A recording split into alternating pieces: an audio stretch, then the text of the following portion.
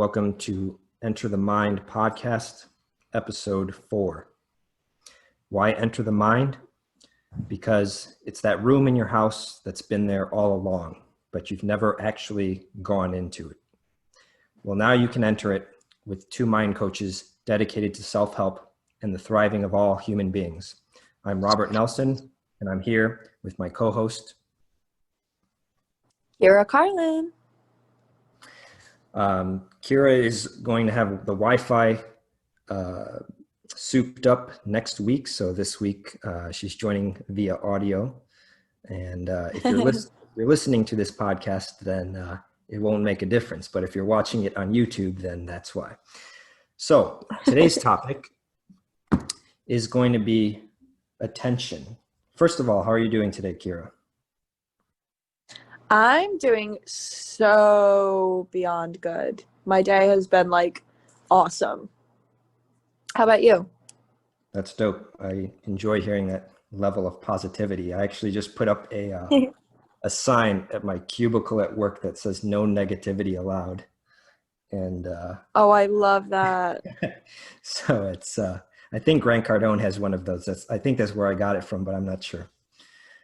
I'm literally pictured in my head. I was like, he definitely got that from Grant Cardone because I just read it in his book. Oh, there you go. Yeah. So our topic for today is, what do you put your attention on? What do you put your attention on? And let me give a little bit of an introduction to this topic. Again, for those of you just joining this podcast, one of our motivations for this was we wanted to give a really down-to-earth, practical, like real talk psychology and information about the mind, right? And I remember way back when I was just graduated high school and I was about to go to college, and my best friend gave me his psychology textbook because he had just taken AP psychology in his senior year of high school. And I remember just holding that textbook in my hand and thinking I had just obtained like the keys to the universe. I was like, if psychology really is like the study of the mind and the study of human behavior, I was like, oh my gosh, I have within my hands like the Holy Grail. And I remember going to the index and I looked up motivation, and I went straight to that section in the book and I started reading, and it started talking about things like drive reduction theory, about how humans are motivated by hunger because, we get hungry if we don't eat food, and then it becomes a drive. So then by eating, we reduce the drive. And I was like, wait, this is not motivation. I was like, this is not making me want to go achieve things.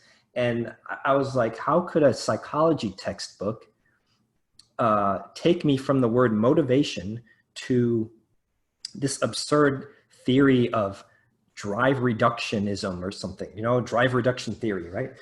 And I immediately became disillusioned. Well, right now with this podcast, this is our chance to make up for that void in the literature and in written psychology and in pop psychology, because we're here to give some real talk. So let's talk about attention. Attention is a word just like motivation, that if you go to a psychology textbook, they're going to have all sorts of scholarly academic ways to dissect this idea of attention, right? And that's not what I'm about. I'm about real practical results. So what is attention? Well, let's start off with the Tony Robbins quote, which is, where attention goes, energy flows, right? You've heard that one, Kyra, right? Absolutely. Right. So where attention goes, energy flows. Okay. So that's an important piece. And I'm going to throw one angle out there, one angle from which we can look at this concept of attention. And then I'll pass it to you, Kyra. But the angle that I was thinking about is when people talk about, it's kind of like a common buzzword or buzz term or buzz concept in self-help, which is this idea of not caring about other people's opinions, right? And so people go around saying, you know, yeah, I don't care about what people think, this or that, or, oh, you shouldn't care about what people think, right?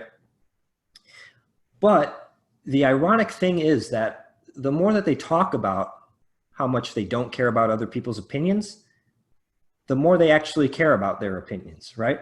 Because attention is it's energy, right? And so if you're going to spend your time arguing against someone or saying, you know what, that's your opinion, you can take it and shove it, you know, like that, on the surface, it seems like you're rejecting the opinion and that you're turning away from it, but you're actually investing more into it because your energy is a finite resource. And with all finite resources, like gasoline, like money, you invest what you have scarcity of. There's only so much attention that you've got in one given day. There's only so many minutes in a given day. There's only so many years in your lifespan. That's all scarcity. And so how you choose to spend those resources, that every single act of spending those resources is investing. And so the more that you spend talking about like not caring about people's opinions, the more you're throwing that energy towards something negative that's energy that you could have used to push yourself forward. So what do you think about that, Kyra? I like the ending a lot about sort of catching yourself before you sort of start talking about somebody else's opinion of you and being able to take the energy that you would have used for that and put it into something else. I think that's really good for habit of the mind and also habit of the energy in the body. Not so much the actions of the body, but like the feeling that comes with the body. If you were to redirect that energy and put it into something else. But what I'm thinking is, so like, say I'm at a bar, right? Not even like at a bar. It's like if I'm like in a debate with somebody, I don't know, somebody that I don't know, and they're sort of giving me their 2 cents on me, you know, then I'm going to use a little bit of energy and I'm going to be like, you know, okay, well, thanks for that input. You know, I don't really mind. Right. And I feel like later on what their opinion sort of still sticks with me. So my attention is on it, but I think that my attention is on it because, Robert, have you heard of something called the law of small numbers, or like the law of like minimal information? Have you ever heard like of anything like that? It sounds familiar, but I don't recall exactly. So tell us a little about that. Okay, so it's the law of small information, right? It's like we spend our whole lives building up information, right? Like you've been studying psychology for years upon years, and I've been studying the human mind for, you know, about little over 3 years. And it's like I've been working so hard on this, and I have so much credibility for each belief that I have that I'm teaching to other women. And the law of small numbers basically states that if I were to have a conversation with somebody and they were to tell me that I'm wrong, the law of small numbers states that I would take their opinion as like truth, like as just as truth, pretty much almost knock away everything that I've been doing. So if I'm putting my attention on that, it's usually because I'm trying to think of why they said that. But most of the time, if I'm doing that, in the end, it's wasted energy because what they said to me, and no matter how many times I try and sort of work with it in my mind, thinking of, why did they say that? Is it something that I said that didn't communicate it right? Is it something that they didn't understand? No matter how many questions I ask myself, it always comes back to the point of irrelevant.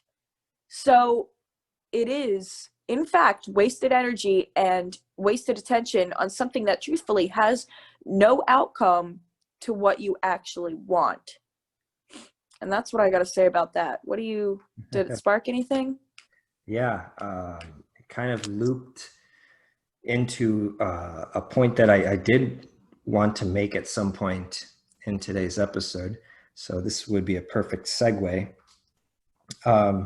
Really quick, with law of small numbers, do you mean that like if you made one visit to the DMV and it was like crowded and slow and you had a bad experience, then you think of the DMV as slow and like a bad experience? Is that what you mean? Absolutely. Okay, gotcha. So absolutely. Great. So I think, so what you ended with when you said it, it always comes back to being irrelevant and not pushing you towards your goal. So we have to answer the question of if we're not supposed to invest all of this energy into the other people's opinions, then how is that done, right? Like someone could come up to us and say, well, easier said than done, Robert and Kyra. So here's my answer to that. My answer to that is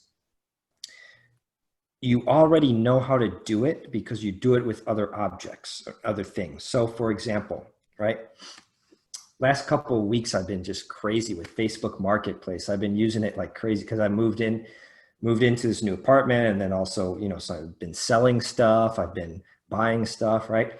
And what I realize is like some items sell like hotcakes. Like I had a kettlebell exercise equipment that sold like boom, like that, right? It's like 20 people like messaging you at once, like trying to buy this thing, right?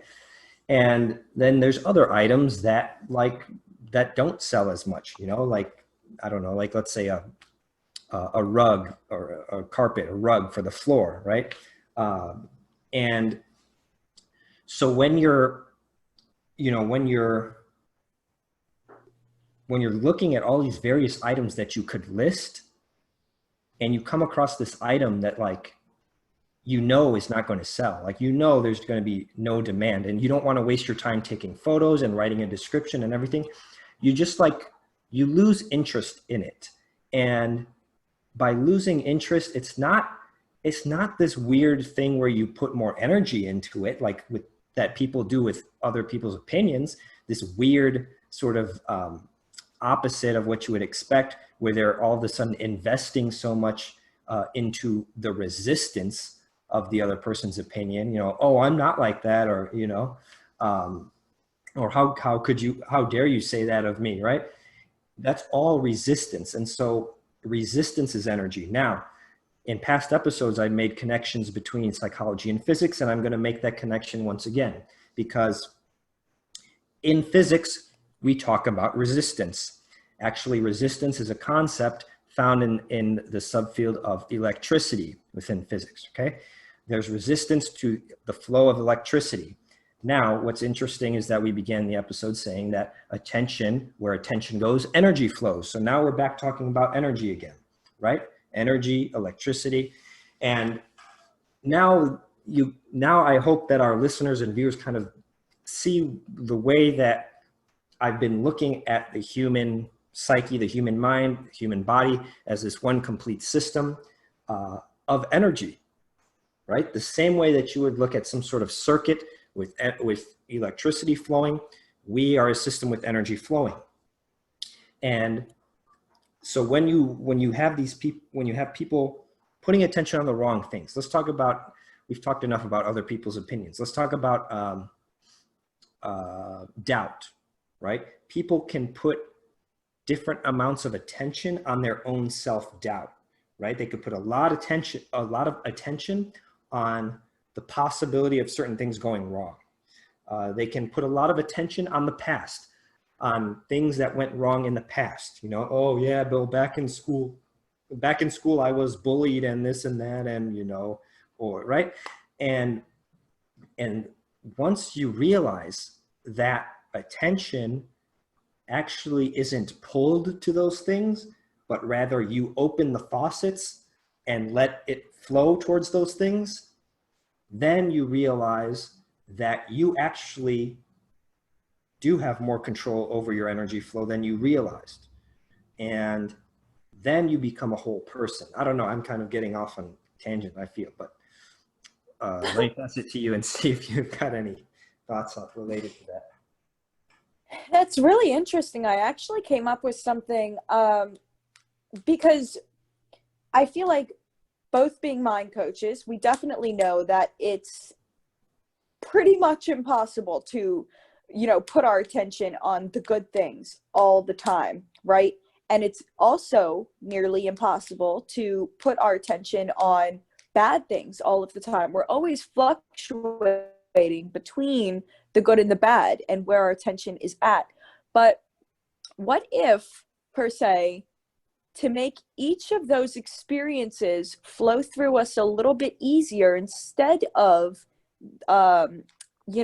incorporating the energy of resistance, what's it called? What if we were to put our attention on acceptance of those things, right? So what if we were to put attention on acceptance, that some people have opinions? What if we were to put acceptance on the fact that, okay, this thought is running around a little bit in my mind?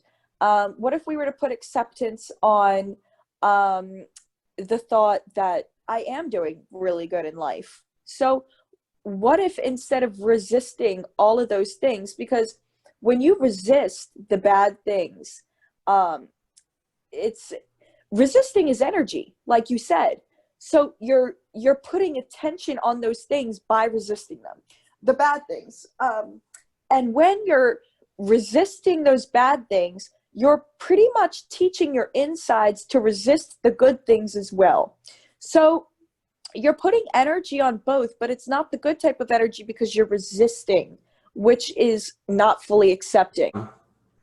There was a great episode of a famous business person, right? And there was this contest. It was a reality show, right? And there was this contest, and the business person was kind of like eliminating people who didn't do well in the challenges.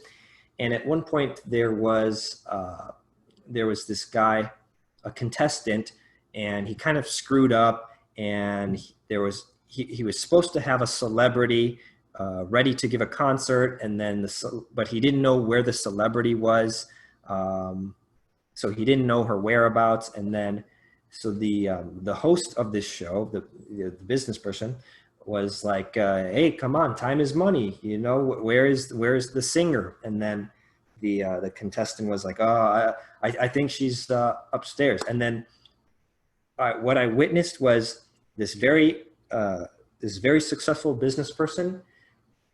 I saw their energy shift quickly into acceptance, because they were frustrated at first, that the contestant was screwing up and that they couldn't find the singer. But the business person quickly shifted and said, oh, she might be upstairs. Okay, can we get there? What's the quickest way? And when I saw that shift in energy, I was like, wow, that's it. That's what acceptance looks like. It's because to ask that question, okay, how do I accomplish this? Or some of my favorite questions are, what's the best way to accomplish this? Or what's the easiest way to accomplish this? Because in doing those, you accept many things. You accept that there's multiple ways to do it, that some ways are harder than others, right? And you also accept that you have the freedom to make a decision at that moment that could be optimal or less than optimal. And so I got to quote Tony Robbins again. It's Tony's the man of the day, I guess. He says, the quality of your life is determined by the quality of the questions that you ask. All right. The quality of your life is determined by the quality of the questions that you ask. So some people might listen to this episode and say, okay, well, I understand we can control our attention, but how do you get your attention off of something if it just keeps grabbing your attention?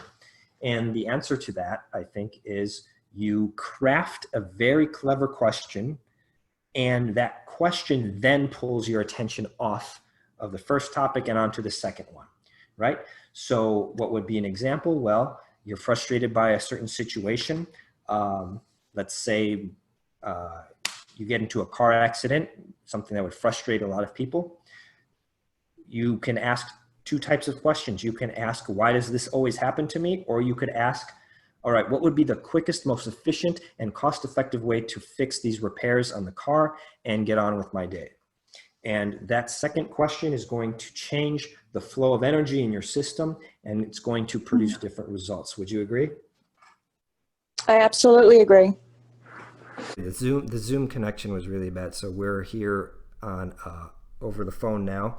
So Kyra, if you want to give your response now to the Tony Robbins quote about questions, good questions determining the quality of your life. I love that quote about Tony Robbins because it's 100% true. It's really about the questions that you ask. And it's such a short response that I have, but it really cuts deep, because if you're asking the same questions over and over again, you're always going to arrive at the same destination of attention, right? So that's I think mainly where anxiety comes from, because you're continuing to ask yourself the same questions over and over and over again, but you're not knowing it because you don't even know that you're actually asking these questions. But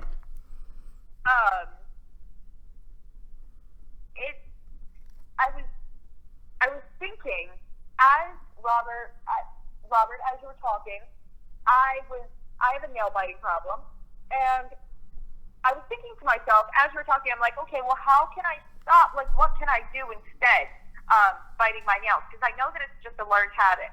And as I said that, I started tapping on the wall, and which means that my attention was flowed somewhere else. So if you keep asking, like, moral of the story, if you're going to keep asking the same questions, you're always going to arrive at the same attention. If you ask yourself a different question, you will arrive at a different source of attention, which is that's pretty much it. I mean, it's really great, a really great concept to adopt. Totally, yeah. I think it dovetails very well with I think I can add it to last week's theorizing, I guess you could say, about that conveyor belt model, because the whole point of the conveyor belt model was that we have a lot of control at the beginning of the process by deciding what we choose to put onto the conveyor belt. But once we place it on the belt, we have a lot less control over how it's processed.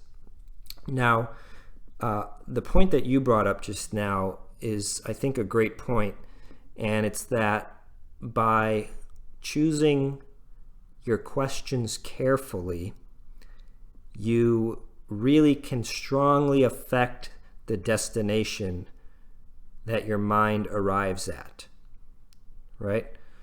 So what would that be in this metaphor of the conveyor belt? I guess it would be like I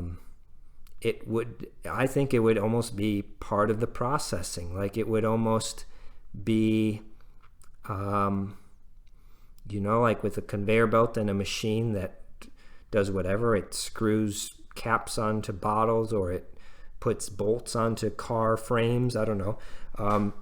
Asking better questions is almost like installing a very good, like, robotic step in the very beginning, where I think very often it does produce a better outcome. But it reinforces the point that we made last episode, which is that the way the mind works, you have to do these little things at the front end. You have to make these little decisions. Well, I guess they're big decisions. They're important. They're consequential decisions. But they're small things. They're like, asking a positive question rather than a negative question. It's very minor and very subtle, but it's actually very impactful. And it's the difference, I think, between running a factory that produces well versus running a factory that produces a bunch of crap. I love that. I love that so much. And something sparked in my mind as well when you said it's like putting a bottle on a cap. Every question that you ask, it's like putting the bottle on the cap, sealing that bitch out, producing shit, right? So I love that because if I'm asking myself incorrect questions, not incorrect, but incorrect meaning not aligned with who I actually want to be. Those questions lead to habits. Those other questions lead to other habits. So if I just change one question, I could go on an upward spiral to a completely new arrival of attention. So like the whole thing with what can I do to stop biting my nails? You know, when I start tapping. Okay, well that's putting a bottle on the motherfucking cap. No, that's putting a cap on the motherfucking bottle. Because I'm putting a cap on a new bottle. I'm not producing that same old shit on the conveyor belt,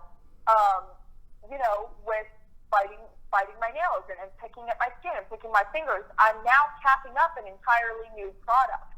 I love that. This is a great episode for sure. Yeah, I just had a lot of thoughts run through my mind as well.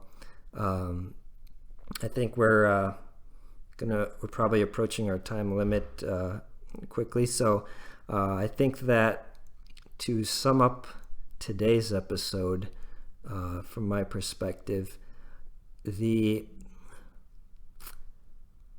think what we're dispelling is the false sense of freedom.